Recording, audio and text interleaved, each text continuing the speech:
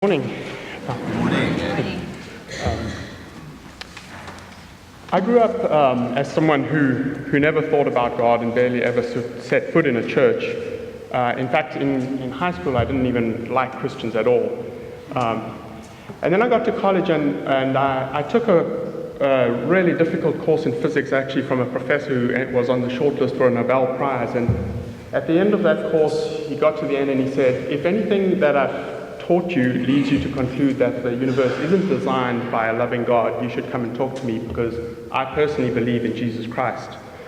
And I think that was the first nudge for me in the direction of faith. A few months later, I was lying on my bed and I had a really strong, almost irresistible urge to go and buy a Bible. And after a little bit of hesitation, I went down to the local Christian bookstore, which was a weird experience at the time, and bought it, and I read it cover to cover, and actually for the first time it started to make sense to me. And then a few months later, I was invited by a friend to a Bible study on Romans, a year-long Bible study, and somewhere around chapter 3, I realized that I was a reluctant convert to Christianity. I came out after that to do my master's in engineering at Stanford. Closer to the microphone.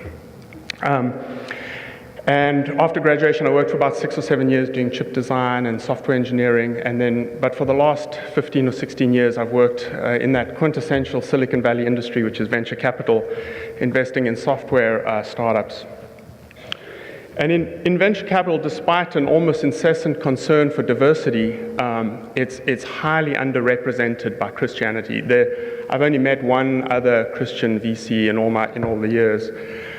And the default assumption really is that, everyone starts with the default assumption that you couldn't possibly be a Christian. I was as a young associate once, ended up at a dinner with all the senior partners and 3 of our biggest investors, and our most senior partner decided that a good conversational starter would be to go around the table and just say why we were atheist or agnostic. Luckily, I was sitting to her right and she went the other way around, and everyone dutifully described why they were atheist or agnostic. And when it got to me, I just read a book on the Apostles' Creed, so I did an appalling job of paraphrasing that. But there was a Saudi member of the royal family who was one of our investors, and he afterwards said to me, "You're a very brave man." So what does it really mean even to be in at least in my context, where Paul said, always be ready to give an answer for what you believe, but do it with gentleness and respect. And my early experience was that it was like living in 2 different worlds. It was work life and then everything else, and nobody ever asked me. So I decided that I really have to look for moments, and when you listen carefully to the things people say and the questions that they ask you, almost everyone underlying them is a question about faith. That might sound a little bit extreme, but I'll give one example. A few weeks ago, they come up almost every week with me. A few weeks ago, a CEO said to me, he's based in Lisbon, he said, "I'm thinking of moving out to San Francisco for a year to open up the San Francisco office." And he said, "What do you think about that?" And I said to him, so I started by saying, "What does your family think about that?" He has 2 young children. And as we kind of talked more about it, eventually we ended up discussing what's really important in life. And then pretty soon he asked me why I think like this. And I said, well, I jokingly said, because I report to God. But then we ended up talking about why I am a Christian. And so one thing that I found is that if I respond with as much simplicity and as much honesty as I can, people seem to really listen, because I really do believe that even people who are super highly educated and super successful have this anxiety about life and are always asking you underlying that about, what is truly important. And so, despite those of you who've watched the TV show Silicon Valley, which I try and avoid, most people in our industry actually work exceptionally hard and are completely riddled with anxiety and stress. Every one of my partners is on some form of sleep medication and is struggling to sleep, and is really, most of the discussion is how do we live with the stress. It turns out that when you lose money quite frequently, it can be very stressful. And so early on, I wondered, is it even possible to be successful in this industry when I'm working about half as many hours as everybody else?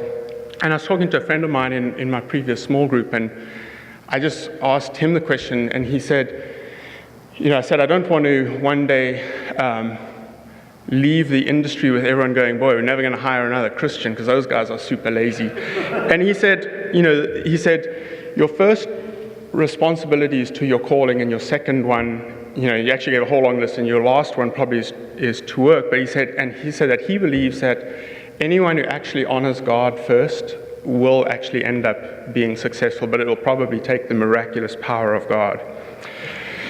So I'm still waiting to find out if that is true or not. But I do think since that has really had a profound effect on me. I get asked almost every month why it is that I seem to be a lot less stressed than everybody else, and it's always an opportunity to talk about faith. One of the things that I've been wrestling with just for the past couple of years is how I do often have these experiences where I feel a little bit ashamed, either of the church or of being a Christian. And when you look underneath, it's really about being ashamed about Jesus. A few weeks ago, I was having lunch with a board member from another company, trying to convince him to let us invest in that company. And somehow the topic of homeschooling came up, and his piece of sushi almost flew out of his mouth in horror, and he said, "You're not one of those evangelicals, are you?" And I said, and I know what he meant, and it would have been quite easy to say no and just move on and hopefully try and get that investment. But I did say to him, I said, well, this is what I believe, and you can decide if I'm an evangelical or not. And we actually ended up having a long discussion about whether resurrection can actually be, the idea of resurrection is even compatible with science.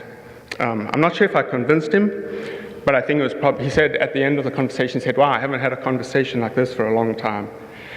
So I think if I had to summarize it,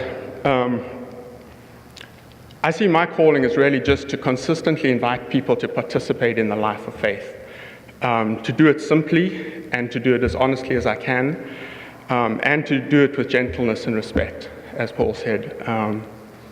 I think a lot of that usually is trying to tell people that a combination of science and politics and education probably isn't going to address the deepest needs of their heart. And I don't say it like that, but that's sort of what you're always trying to nudge them towards. Because really, I don't think we have any cause to be ashamed of the gospel. It really is the power for salvation, even here in Silicon Valley.